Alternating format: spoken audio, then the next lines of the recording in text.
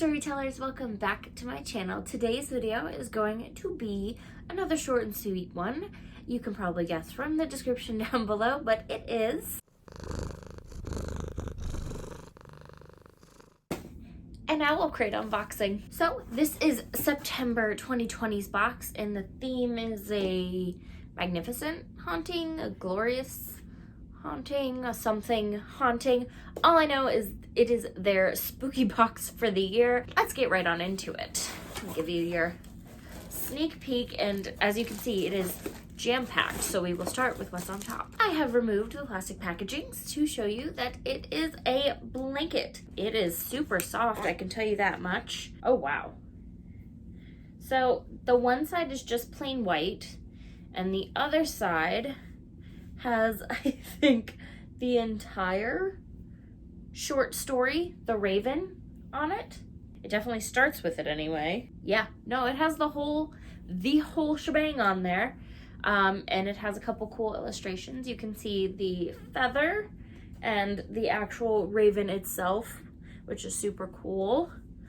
We have another feather down in this corner, and down at the very bottom is a very, very big raven, and I love it. This is definitely a really nice quality blanket. It is definitely something you put on a chunky cardigan and cuddle up under. I really appreciate that they took the spooky vibe into the illustration more than into the color scheme. The black and white is super neutral and will go with whatever kind of bookish decor you have without clashing. I like that it's not hit you on the head, sort of spooky Halloween vibes. I'll let them live up there for the rest of the video. But let's get into the next item, which is a box. So this box has some really cute skulls and vines on it, very Halloween. And the back says, "Monsters were unrestrained, unbound, and beautiful in their destruction." And then it tells me exactly what's in here, and I don't want to be spoiled just yet. Oh, wow. So these are clearly some kind of spoon with skulls on them. We have this sort of pewter black looking one, a straight up gold one, and then a silver one. I mean, look at the box here. Oh, these are coffee spoons. I assume for just sort of stirring your coffee. They're obviously not for eating anything liquid because there's holes in them. They're a good little fun Halloween addition to your cozy book reading routine. Next, we have a candle. Okay, I love this is the Black Flame candle. It was made by Novelly Yours, and the scent is essence of vanilla and bourbon. Ooh, ooh. It's a very fall scent, I will say that much. It is a little intense. This one's not too bad, but if you like vanilla, and it's sort of the bourbon makes it a sort of rich, musky almost vanilla, and if you like that, this is definitely a candle for you. Next, we have the monthly pen. And it was designed by the Pickety Witch, whose work I have been looking at on Instagram a lot recently, given that it's all very witchy, spooky Halloween vibes. But it is a hand holding a black rose, and it's sort of a Victorian cuff design around the hand's wrist. And it's a black, white, and silver design. Again, very minimalistic, spooky in that sort of non-hokey kind of way. We've got our spoilery card with the spooky artwork on it, and it's just got this little Owlcrate girl. She's sitting in a sort of Victorian style bed with dark red maroon blankets and like a family of vampires staring down at her looking like she's gonna die. Next, we have a Sleepy Hollow inspired lip balm. It is pumpkin spice flavor, and I can already tell you I'm not gonna like it because as much as I want to enjoy the pumpkin spice specific kind of smell to the lattes and the candles and things is not usually my vibe. I can tell from the quality of the lip balm itself that it's a nice quality. I think if I'm feeling particularly spooky, I might break it out. It is made by Fiction Bath Company. Next up, we have whatever is in this packaging. There is literally zero indication of what it might be. I hope it's not broken. But the next thing down in there is the book. So we'll just get right into this last item, which looks like a wearable. Oh, I'm wrong, not a wearable. It is an enamel bookmark, and it has this beautiful rose gold chain and backing to the design. We have a Ouija board planchette that says death before DNF. And then on the other side of the chain, there is a coffin with a skeleton lying under a book surrounded by some rose gold vines. And this was designed by Lapels and Spells. Okay, so here it is off of its little backing card. It's maybe 2 or 3 inches long. It's not super big, so I don't know how well it would work as a bookmark. It's super cute.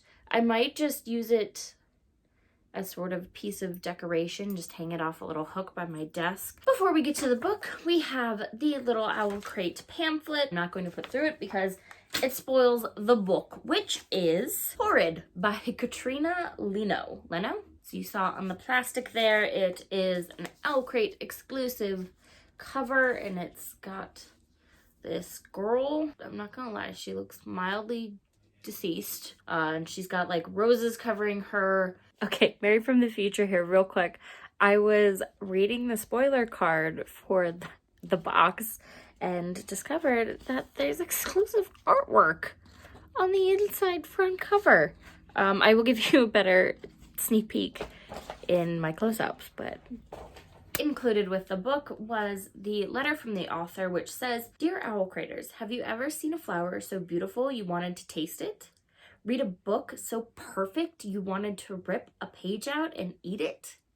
Loved something so much you wanted to consume it, to let it live inside you forever?" This is a story about those obsessions, and about spooky autumn nights, and about old family secrets. This is a story about a girl with a little curl of hair right in the middle of her forehead. This is a story about what it means to be consumed with love, with beauty, with fear. Maybe read it with the lights on. Smiley face. Yours, Katrina. And then on the other side, to give you a little bit more insight into the inspiration for the book, says, "There was a little girl who had a little curl right in the middle of her forehead. And when she was good, she was very, very good. But when she was bad, she was horrid." A nursery rhyme adapted from the poem There Was a Little Girl by Henry Wadsworth Longfellow. This book follows Jane North Robinson and her mother, Ruth Ellen, as they move from California to Ruth's childhood home, North Manor, in Maine, following the death of Jane's father. When they move there, Jane experiences bullying, and as a result, sort of dealing with her own worst nature as she responds to the bullying. She also makes friends, so there's that sort of balance. But in addition to her own personal struggles, her mother's mental condition seems to be sort of deteriorating, and Jane doesn't know why. She goes investigating and finds a storage room in the house that isn't what it appears to be at all. In fact, it is a little girl's room, fully furnished and untouched for years, that apparently is not so empty of inhabitants. This sounds sort of along the lines of old style gothic ghost stories like The Woman in Black, for example. I read that last year. It does, like I say, sound gothic and spooky and perfect for autumn, so I am ready to give this a read. It is going to be, I think, on my TBR pile. The only other thing left in the box is the theme card for next month's box, which is Legends and Lore. Every October box will include a unique and useful item created by fabric designer Janine Lecour. I'm torn. I know exactly what Legends and Lore means. It means Arthurian legend and lore, and I am very excited, but I'm pretty sure the book is one I might already own. I could be wrong, but definitely want the sort of other lore-inspired items. I think my favorite item in the box is definitely the Raven-inspired throw blanket. I'm a huge Edgar Allan Poe fan, so I think that one is my ultimate favorite item. I would hazard to say that this Enamel Bookmark would be another favorite if it were a little bit longer and sort of fit out both ends of a book. The lip balm and the candle, I normally would really love something like those, but they're sort of up there on my least favorites just because the scents are a little intense for me personally, but they are really nicely done scents. Unfortunately, the two that they picked are ones that just tend to be too intense for me no matter how muted of a scent they are. That is it for this video. If you liked it, do let me know by leaving a like down below. I am going to go. Don't forget to click the subscribe button if you'd like to keep up with me and all of my bookish adventures, and you can always ring the little bell so that you don't miss a beat. I will see you guys very soon on the next video. Bye!